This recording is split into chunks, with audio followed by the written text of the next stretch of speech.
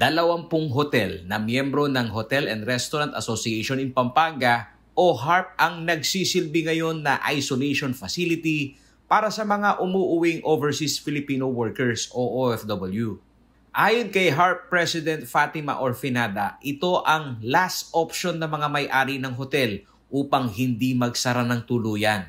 Partnered with OWA, tsaka sa mga dumarating na mga returned overseas Filipinos, nagka-quarantine sila sa amin. Yun ang business ngayon talaga. 3-star hotel ang ilan sa mga pumapasok sa kasunduan na gawing quarantine facility ang kanilang pasilidad. Paborable naman umano sa mga operator ng hotel ang napagkasunduang rate sa accommodation na kasama na dito ang 3 meals per day. Kasi yung iba hindi pa talaga nagbukas. Yung iba naman, mailan lang yung leisure. Doon sa 30% na yun, anong klaseng hotel naman? Ay, yung mga kung halimbawa, yung sa mga star, mga 3-star, yung mga average hotel. Kami pa rin nag-dictate ng price, ng rates. Sinabi ni Orfinada na maging ang dalawang pinangangasiwaan nitong hotel ay ginawa na ring isolation facility ng lokal na pamahalaan ng Angeles City.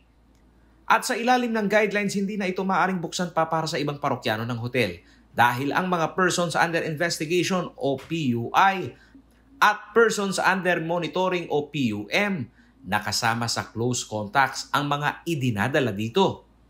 Bukod sa tauhan ng hotel ay ang mga medical frontliner na rin anya ang tumututok sa kada pasyente. Kami yung nagbibigay ng food sa mga sa labas ng pinto nila, pero yung pumapasok, bawal. Samantala, 5 sa 50 hotel na miyembro ng HARP ang napilitan na umanong magsara dahil sa higpit ng quarantine protocol.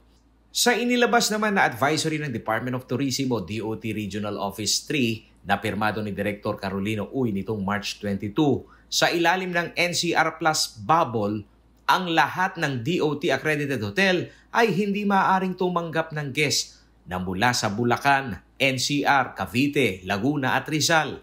Ang 6 na nalalabing probinsya ng Central Luzon na nasa ilalim ng MGCQ, maaari pa rin mag-operate ang mga dine-in restaurant nito ayon sa DOT.